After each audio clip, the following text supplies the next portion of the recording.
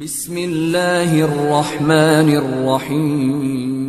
سلطان جلال الدین محمد خوارزم شاہ اور شیخ محمد حیات کی داستان ایک عظیم تاریخی اور روحانی کہانی ہے جو سیاست اور جنگ اور روحانیت کے گہرے موضوعات کو بیان کرتی ہے۔ اس کہانی میں دو اہم کردار ہیں، ایک خوارزم شاہی خاندان کا آخری بہادر بادشاہ سلطان جلال الدین محمد خوارزم شاہ اور دوسرا ایک روحانی بزرگ شیخ محمد حیات جو اپنی حکمت اور بصیرت کے لیے مشہور تھے۔ اس کہانی میں دونوں شخصیات کی ملاقات اور ان کی زندگی کے اہم واقعات کو تفصیل سے بیان کیا گیا ہے۔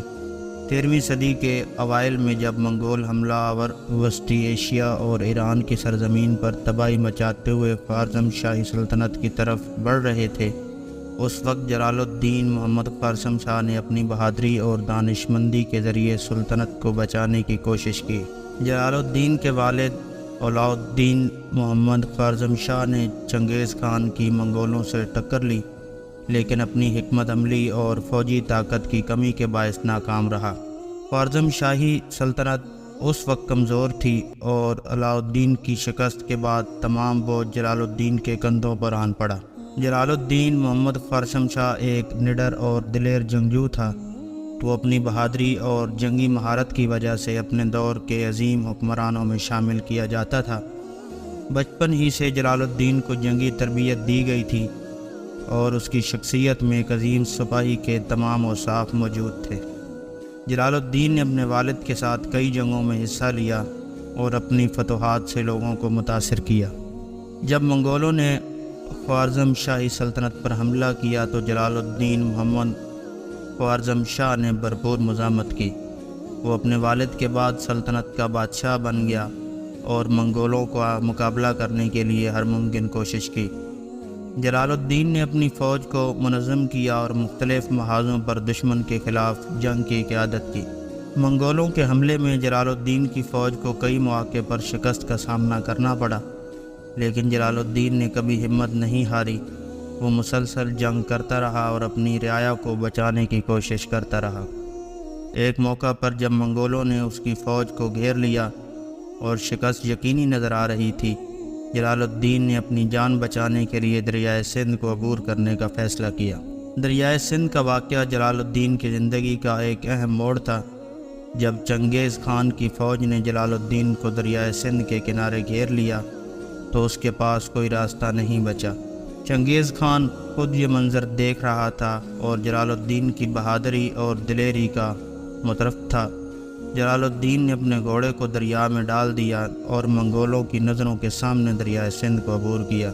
چنگیز خان نے اپنے بیٹوں سے کہا، ایسا بیٹا میرے پاس ہوتا تو میں دنیا کو فتح کر لیتا۔ اس طرح جلال الدین نے اپنی جان بچائی، لیکن سلطنت کو بیشتر حصہ منگولوں کے قبضے میں آ گیا۔ دوسری طرف شیخ محمد حیات ایک عظیم صوفی اور روحانی رہنما تھے جو اس خطے میں اپنی درویشی اور حکمت کے لیے مشہور تھے۔ شیخ محمد حیات کا تعلق ایک ایسے صوفی سلسلے سے تھا جو عشق الہی اور روحانی تربیت پر زور دیتا تھا۔ ان کی زندگی کا مقصد لوگوں کو اللہ کی محبت اور روحانیت کی طرف راغب کرنا تھا۔ شیخ محمد حیات کا دھیان دنیاوی معاملات سے ہٹ کر باطنی کمالات اور روحانی ترقی کی طرف تھا۔ ان کا ماننا تھا کہ انسان کی حقیقی کامیابی اس کے روحانی مقصد میں پوشیدہ ہے۔ وہ اکثر خلوت میں عبادت اور ذکر الہی میں مشغول رہتے اور اپنے مریدین کو بھی یہی تعلیم دیتے۔ جب جلال الدین خوارزم شاہ نے منگولوں کے حملے سے فرار ہو کر سندھ کے علاقے میں پناہ لی تو وہ ایک دن شیخ محمد حیات کی خانقاہ کے قریب سے گزرا۔ جلال الدین نے شیخ کے بارے میں سنا تھا اور روحانی سکون کی تلاش میں ان سے ملاقات کا ارادہ کیا۔ یہ ملاقات جلال الدین کے لیے ایک روحانی تبدیلی کا نقطہ ثابت ہوئی۔ شیخ محمد حیات نے جلال الدین کو جنگ و جدل کی دنیا سے دور ہو کر اپنی باطنی سفر کی طرف توجہ دینے کا مشورہ دیا۔ شیخ کی صحبت میں جلال الدین کو سکون ملا اور اس نے اپنی روحانی زندگی کے سفر کا آغاز کیا۔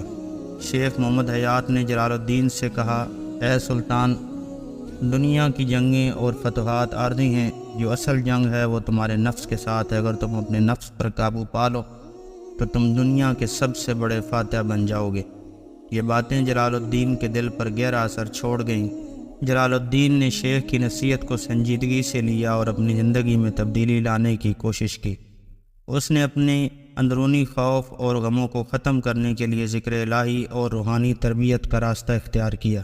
شیخ محمد حیات کی صحبت میں جلال الدین کو دنیا کی فانی حقیقتوں کا ادراک ہوا۔ اس نے سمجھا کہ دنیاوی کامیابیاں، فتوحات اور سلطنتیں سب عارضی ہیں اور اصل کامیابی اللہ کی رضا اور اس کی محبت میں ہے۔ جلال الدین نے اپنے اندرونی سفر کو جاری رکھا اور روحانیت کی بلندیوں تک پہنچنے کی کوشش کی۔ سلطان جلال الدین کی زندگی میں ایک نیا باب شروع ہوا جہاں اس نے دنیاوی فتوحات کو چھوڑ کر اپنی روحانی ترقی کی طرف توجہ دی۔ شیخ محمد حیات نے اسے راہ سلوک میں آگے بڑھنے کی رہنمائی فراہم کی اور یوں جلال الدین نے اپنے نفس کی جنگ جیتی۔ جلال الدین محمد خوارزم شاہ کی داستان تاریخ میں ایک عظیم جنگجو کی حیثیت سے یاد رکھی جائے گی، لیکن اس کے ساتھ ساتھ اس کی روحانی تلاش اور شیخ محمد حیات کی صحبت میں گزرا ہوا وقت بھی اس کی زندگی کا ایک اہم حصہ ہے۔ جلال الدین نے اپنی زندگی میں دونوں محاذوں پر کامیابی حاصل کی، ایک دنیاوی جنگیں اور دوسرا اپنے نفس کی جنگ۔ شیخ محمد حیات کی تعلیمات نے جلال الدین کی زندگی کو ایک نیا رخ دیا اور اس نے اپنی آخری ایام میں اللہ کی رضا اور محبت کے حصول کی کوشش کی۔ اس طرح جلال الدین محمد خوارزم شاہ کا سفر ایک مکمل انسان کے سفر کی عکاسی کرتا ہے، جو دنیاوی جنگوں کے ساتھ ساتھ اپنے باطنی وجود کی تلاش میں بھی کامیاب رہا۔ معزز سامعین، یہ کہانی ہمیں یہ سبق دیتی ہے کہ دنیاوی کامیابیاں اور فتوحات کتنی ہی بڑی کیوں نہ ہوں، ان کا اصل مقصد انسان کو روحانی سکون اور اللہ کی رضا حاصل کرنے میں مدد دیتا ہے۔ سلطان جلال الدین کی زندگی میں شیخ محمد حیات کی تعلیمات کا اثر ہمیں یہ سکھاتا ہے کہ اصل جنگ انسان کے اپنے نفس کے ساتھ ہوتی ہے، اور اگر انسان اپنے اندرونی دشمن کو شکست دے دے تو حقیقی کامیابی حاصل کر لیتا ہے۔ معزز سامعین، ملتے ہیں انشاءاللہ نیکسٹ کسی اور ویڈیو میں۔ اپنا ڈھیر سارا دھیان رکھیے گا، تب تک کے لیے اللہ حافظ۔